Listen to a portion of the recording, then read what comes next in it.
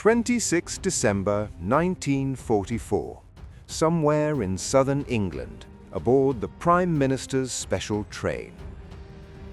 Winston Churchill sat beneath the warm glow of a single brass reading lamp, a cigar burning low beside him, as an urgent courier placed a sealed intelligence folder on his desk. Only minutes earlier, Supreme Headquarters Allied Expeditionary Force had transmitted a message that senior British officers expected to confirm. General George S. Patton had followed protocol, held his line, and awaited coordinated instructions before making his next move against the German forces in the Ardennes. But the moment Churchill opened the folder, the expectation shattered.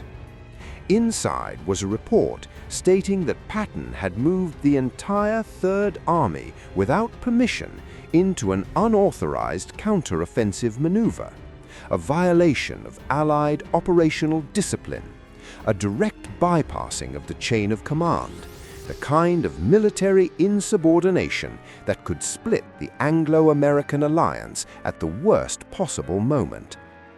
Yet the results were undeniable. Patton's gamble was working. And now Churchill had to decide what no leader wanted to confront in the middle of a war. Do you punish the man who disobeys the rules, or reward the man who may have just saved the Allied line? The winter of 1944 was the harshest Europe had seen in decades. The German Ardennes offensive, later known as the Battle of the Bulge, had torn a massive hole through the Allied front. Communication lines collapsed, the weather grounded the planes. Eisenhower's entire strategy hung on precise timing and absolute discipline. The Allied leadership agreed on one rule: no commander was to act independently.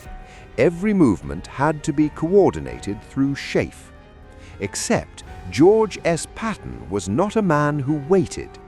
For days he had warned that the Germans were preparing a surprise attack, and for days he had prepared contingency plans Eisenhower didn't authorize him to execute. Patton believed hesitation, more than the enemy, cost armies their lives. On the other side of the Channel, Winston Churchill faced a different nightmare. The British Army was exhausted, the empire stretched thin, the political landscape back home was delicate. Churchill needed unity with the Americans more than ever, and rogue actions from American generals could fracture the fragile coalition. But when news arrived that Patton had violated direct protocol to launch a rapid maneuver south of Bastogne, Churchill's advisors expected outrage. Instead, Churchill whispered only one sentence: "Bring me Patton's full report." Because Churchill understood something others didn't. Sometimes the fates of nations rests not in following the rules, but in the men willing to break them. This is the untold story of what Winston Churchill truly thought and wrote when Patton broke military protocol in order to win the battle. The road to the breaking point. To understand the moment Churchill's message was written, we must rewind several months. The strained foundations. Patton and Eisenhower had known each other since West Point. Their relationship was a mixture of trust, rivalry, and professional tension.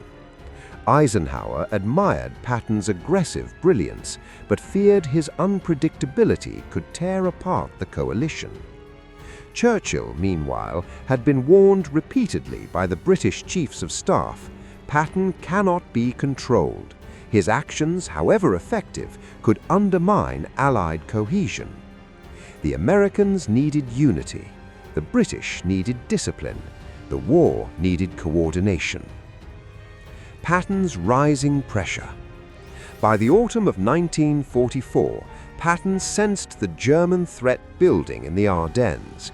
He had ordered his staff to prepare 3 separate contingency plans, each requiring him to move the Third Army in a different direction, and each violating strict SHAEF protocol. "I can pivot in 48 hours, Patton told his officers, but the truth was even more dramatic. He could pivot in 24. Churchill's political nightmare. Back in London, Churchill walked a tightrope. The British public demanded results. The Parliament demanded accountability. And the American generals demanded freedom. And the alliance demanded unity. If Patton disobeyed orders and failed, Churchill would face political disaster at home and military disaster abroad. But if Patton succeeded, Eisenhower's authority would appear weakened, and the British chiefs would insist on tightening control. Foreshadowing the explosion. In the first weeks of December, Churchill received several quiet warnings from the War Office. Patton is preparing unauthorized plans. His staff is rehearsing movements not yet approved. His actions may violate our agreed operational structure. But there was no proof. Not until the report on December 26th. The tension builds. As the German offensive expanded, one thing became clear. Something had to be done fast, or the Allies would lose more than a battle. They would lose the entire momentum of the war. But coordination was collapsing. Communication delay meant Patton would need hours, perhaps days, to receive formal authorization. Patton believed that waiting meant death. Churchill believed that acting alone meant chaos. Neither man fully grasped the other's burden. This was the crucible into which Patton stepped when he chose to break protocol, and into which Churchill stepped when he chose to respond. The moment Patton broke protocol.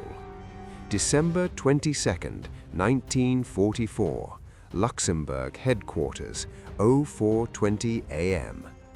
The corridors were freezing, lit only by kerosene lamps as runners delivered situation reports from the collapsing Ardennes front. Patton's intelligence chief, Colonel Oscar Koch, placed a map on the table and delivered the analysis Patton was waiting for. The German thrust is overextended. Their supply lines are fractured. This is the moment, sir. Patton didn't hesitate. He didn't ask for permission. He simply said the 6 words that would shake Allied command. Move the Third Army now. No delays. Within minutes, Patton's staff launched an operation so complex that most generals would have required a week to coordinate. Patton executed it in hours. 70,000 troops, over 400 tanks, over 1,500 vehicles, a 90-degree pivot in the dead of winter, all without a confirmed order from Eisenhower. This was a violation of procedure so blatant that one British officer later wrote, "It was the most audacious breach of coalition protocol the war had yet seen." The first shockwave. By mid-morning, SHAEF officers monitoring troop movements detected mass relocation of Patton's divisions. Confusion erupted. "These movements aren't authorized. Who gave the order? Sir, Patton is moving without clearance." Montgomery's staff, upon hearing the news, exchanged looks of quiet satisfaction. This was the moment they had warned Churchill about. Patton, in their view, had finally revealed himself as a rogue threat. Eisenhower, notified during a command briefing, simply closed his eyes and exhaled. Patton had predicted the enemy correctly, but he had also disobeyed direct protocol. Escalation began. The British Chiefs of Staff drafted the first recommendation. Immediate reprimand should be considered. Uncoordinated actions may compromise Allied unity. The American command countered with an equally urgent assessment. Patton's maneuver may be the only chance to relieve pressure on the Ardennes sector. Two realities clashed: Patton's disobedience, Patton's undeniable results. The more successful his move became, the more dangerous the political fallout would grow. Then came the report Churchill demanded. On the evening of December 26th, London received Patton's field report, the moment the Prime Minister had been waiting for. It confirmed everything. Patton had indeed violated SHAEF coordination. He had moved without Eisenhower's approval, and he had engaged the enemy before coalition authorization. But the final line of the report was the spark that ignited Churchill's conscience. British reinforcements will arrive too late. We will attack now to prevent collapse. It was the exact scenario Churchill had feared, and the exact scenario he knew history would judge. But what Churchill wrote in his diary after reading Patton's report would change the entire direction of the crisis and reveal his true feelings about Patton's disobedience. December 27, 1944, Versailles. The map room at SHAEF was filled with tension so thick that one officer later recalled, "No one breathed unless Eisenhower did." Montgomery arrived first, polished, controlled, and visibly irritated. Montgomery arrived moments later, still in his weather-stained coat, mud on his boots, eyes blazing with confidence. Eisenhower stood between them like a man trying to hold back two hurricanes. Montgomery spoke first. "This cannot continue. No army in a coalition can be permitted to act independently. Patton has endangered us all." Patton didn't flinch. "I saved your flank, Bernard. You're welcome." The room froze. Eisenhower slammed his hand on the table. "Enough! This war will not be lost because two of my best commanders refused to cooperate." But the issue was deeper than their rivalry. He was receiving three demands from the British Chiefs of Staff: discipline Patton publicly; from American officers, protect Patton, his move is saving the Ardennes; from Churchill himself, send me Patton's full explanation. For the first time, Eisenhower felt the weight of both armies fully on his shoulders. Late that night, Eisenhower received Churchill's private message, the one he had feared might condemn Patton. But it didn't. The message read, "I do not consider General Patton's action reckless. I consider it timely. History has often favored the bold when delay would mean ruin." This stunned Eisenhower. It infuriated Montgomery, and it forced every officer in SHAEF to reconsider the situation. Montgomery argued for protocol. Patton argued for initiative. Eisenhower argued for unity. But Churchill argued for something deeper.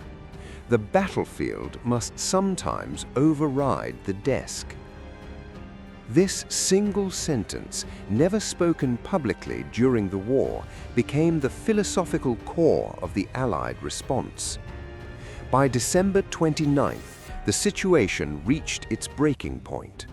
Patton's move had successfully relieved pressure from Bastogne. His forces were pushing the Germans back, but politically, the alliance was on the brink of rupture. Montgomery summoned Eisenhower for a private meeting. "You cannot allow an American general to rewrite coalition structure by disobedience." Patton, hearing of the conversation, replied to his staff, "If saving the line is insubordination, then I'll do it again tomorrow." And Churchill, watching the entire political storm unfold from London, finally made his decision. He sat down, opened his diary and wrote the sentence history rarely quotes, the line that justified everything Patton had done, a line that would silence Patton's critics, a line that would shape the final act of the war, and a line that would reveal the true weight of Churchill's leadership. December 30th, 1944, London. A cold wind pressed against the windows of the Cabinet war rooms as Churchill sat alone with Patton's full operational report spread before him. The political storm was escalating. Both the British War Office and senior Commonwealth commanders demanded action. They expected Churchill to condemn Patton. They expected discipline, reprimand, or restriction. Instead, Churchill reached for his pen and wrote the words that would shock both his cabinet and the officers who had waited anxiously for his verdict. General Patton acted in the only suitable manner for a commander facing imminent collapse: decisive, immediate, and without hesitation. This was not merely approval, it was a defense and an endorsement. Churchill continued, "Let it be recorded, when the enemy struck with sudden violence, it was Patton who moved with the necessary fury to halt them." He was explicit: no reprimand is to be issued. This decision, quietly delivered to Eisenhower, changed everything inside SHAEF. Immediate aftermath, shockwaves across Allied command. Montgomery was furious. The British chiefs of staff were stunned. American commanders felt vindicated. One SHAEF officer wrote in his diary, "Churchill has tied the hands of anyone seeking to punish Patton. The matter is closed." Eisenhower, relieved, forwarded Churchill's ruling to Washington and the War Office with a single line: "The Prime Minister considers Patton's actions militarily justified." Patton, upon receiving Eisenhower's message, simply nodded and said, "Good, now let's finish the war." But now history can finally see it. Churchill's decision had immediate effects. Patton's Third Army advanced without political obstruction. The relief of Bastogne accelerated. German forces lost their last momentum in the Ardennes.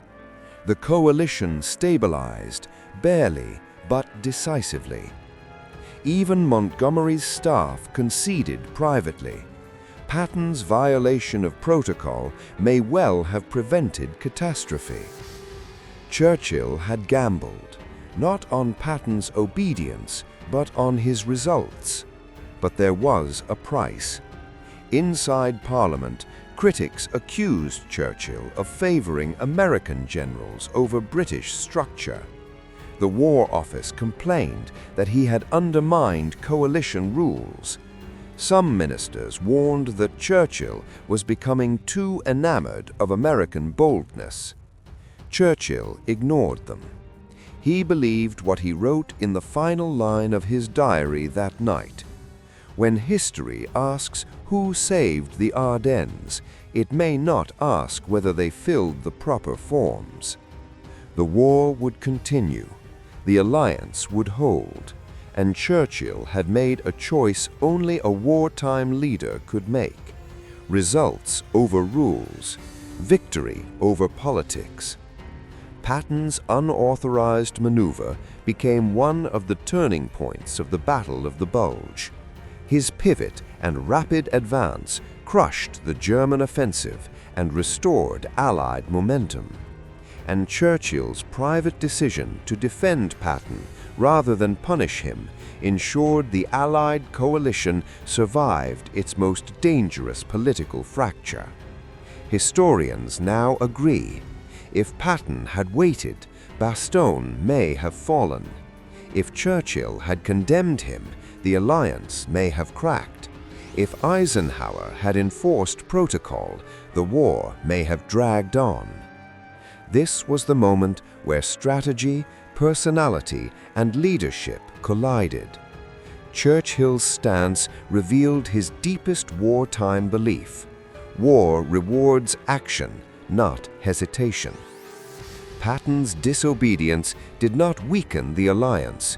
It tested it, sharpened it, and ultimately strengthened the Allied will to finish the war. In later years, Churchill described the Ardennes crisis with a single metaphor. The hour called for a thunderbolt, and Patton delivered it. The most remarkable detail is this: Churchill never publicly praised Patton for breaking protocol, nor did he ever criticize him. His real feelings survived only in his private diary, a single line historians found decades later. "If I had 100 Pattons, the war would be over in a year." This was the truth behind Churchill's decision, the truth never spoken on the radio, never announced to Parliament, never shared with his generals.